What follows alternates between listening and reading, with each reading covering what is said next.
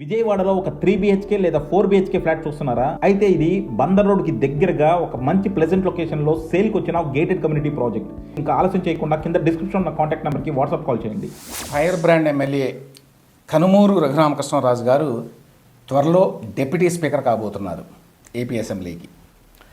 ఆయన పేరుని ఇప్పటికే సీఎం చంద్రబాబు నాయుడు గారు ఖరారు చేశారు అని సమాచారం. ఇవాళ కానీ రేపు కానీ ఉపసభాపతి ఎన్నిక సంబంధించిన నోటిఫికేషన్ వస్తుంది. ఆ వెంటనే ఆయన ఎన్నిక లాంఛనంగా జరగబోతోంది. ఎందుకంటే కూటమి ప్రభుత్వానికి తగిన నెంబర్స్ ఉన్నాయి కాబట్టి ఎన్నికలో ఎటువంటి ఇబ్బంది లేదు. సో రఘురామకృష్ణరాజు గారు తెలియని వాళ్ళు ఎవరూ లేరు ఆంధ్రదేశంలో, బహుశా తెలంగాణలో కూడా. 2019లో వైఎస్ఆర్సీపీ ఎంపీకి ఎన్నికైన తర్వాత ఆయన దాదాపుగా వార్తల్లో ఉంటూనే వచ్చారు.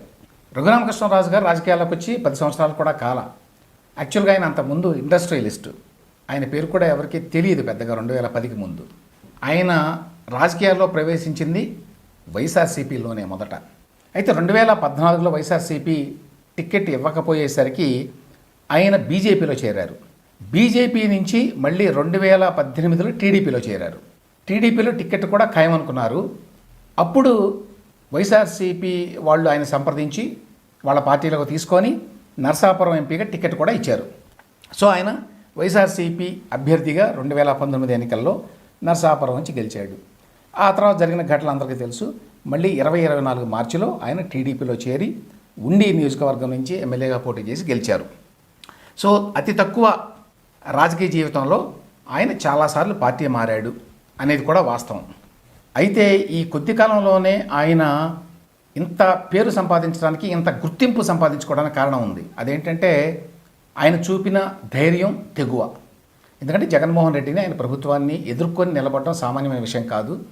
పార్టీల్లో ఉన్న వాళ్ళే ఆ పని చేయలేకపోయారు. అటువంటిది ఆయన రెబెల్ ఎంపీగా ఉండి, అంటే అటు వైఎస్ఆర్సీపీ కాదు, ఇటు వేరే పార్టీలకు చెందిన వ్యక్తి కాదు అన్నట్టుగా ఉండి కూడా ఆయన ఎడతెగని యుద్ధం చేశాడు. తెరిపి లేకుండా పోరాడాడు. జగన్మోహన్ రెడ్డి గారి ఓటమిలో ఖచ్చితంగా రఘురామకృష్ణరాజు గారి పాత్ర కూడా ఉందని చెప్పొచ్చు. జగన్ మీద వ్యక్తిగతంగా కానివ్వండి, ఆయన ప్రభుత్వం మీద కానివ్వండి, ప్రజల్లో ఒక నెగిటివ్ అభిప్రాయాన్ని ఏర్పరచడంలో రఘురామకృష్ణరాజు గారు నిత్యం నిర్వహించినటువంటి రచ్చబండ కూడా చాలా తోడ్పడింది. అందులో ఎటువంటి సందేహం లేదు. దానికి తోడు జగన్మోహన్ రెడ్డి కానీ, ఆయన ప్రభుత్వం కానీ ఎవరినైనా ఏమైనా చేస్తారు, ఎవరినైనా మళ్ళీ జైల్లో పెడతారు, హింసిస్తారు, ఈవెన్ ప్రాణాలు కూడా తీస్తారు అనేటువంటి వాతావరణంలో కూడా గట్టిగా నిలబడి, ధైర్యంగా నిలబడి, ఏమాత్రం వెనుకాడకుండా ఎక్కడ దాదాపు 4 సంవత్సరాల పాటు నిరంతరంగా అవిరామంగా పోరాటం చేశాడు. ఆ కారణం చేత ఒక హెరాయిక్ ఇమేజ్ వచ్చింది రఘురామకృష్ణరాజు గారికి రాష్ట్రంలో.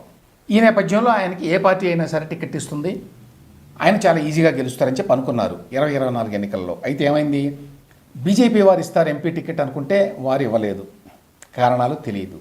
ఆ తర్వాత టీడీపీ కూడా చాలా డిలే చేసి చివరికి ఉండే నియోజకవర్గం నుంచి అసెంబ్లీ టికెట్ ఇచ్చింది. అక్కడి నుంచి ఆయన గెలిచాడు. ఆ సందర్భంలోనే అప్పుడే రఘురామకృష్ణరాజు గారు కొంత నిరాశకు గురైన మాట వాస్తవం.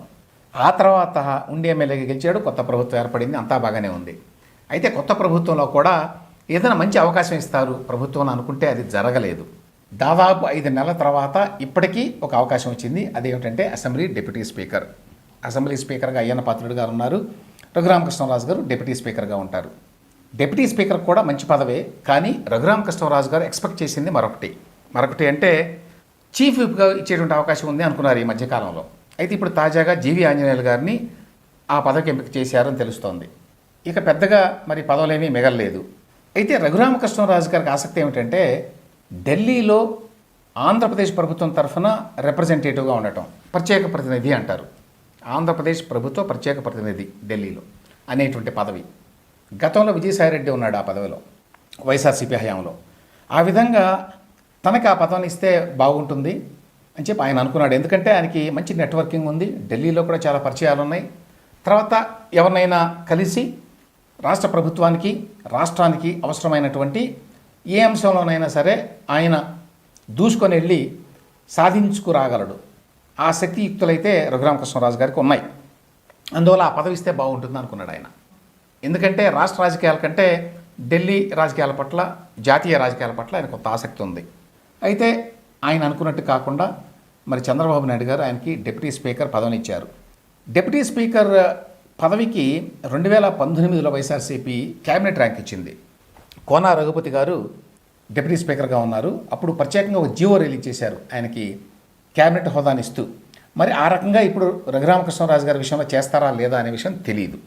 అయితే అసెంబ్లీ డిప్యూటీ స్పీకర్గా రఘురామకృష్ణరాజు గారి ఒక కోరిక అయితే నెరవేరుతుంది. అదేంటంటే రేపు ఎప్పుడైనా జగన్మోహన్ రెడ్డి గారు అసెంబ్లీకి వస్తే రఘురామకృష్ణరాజు గారు చైర్లో కూర్చుంటే అధ్యక్ష అని సంబోధించవలసి వస్తుంది. జగన్మోహన్ రెడ్డి గారికి మాట్లాడే అవకాశం ఇచ్చేటువంటి అధికారం డిప్యూటీ స్పీకర్గా ఆయన చైర్లో ఉన్నప్పుడు రఘురామకృష్ణరాజు గారికి ఉంటుంది. అది ఒక రకంగా జగన్మోహన్ రెడ్డి గారికి ఇబ్బందికరమైన పరిస్థితే. ఆ పరిస్థితిని చూడాలని రఘురామకృష్ణరాజు గారి అభిమానులు చాలామంది చాలా కాలంగా ఎదురు చూస్తున్నారు. అసలు అసెంబ్లీకి స్పీకర్గా ఆయన పెడితే బాగుండని చెప్పి తొలుత అనుకున్నారు. సరే, అది జరగలేదు కానీ డిప్యూటీ స్పీకర్గా కూడా నిజానికి ఆ అవకాశం ఉంది ముందు.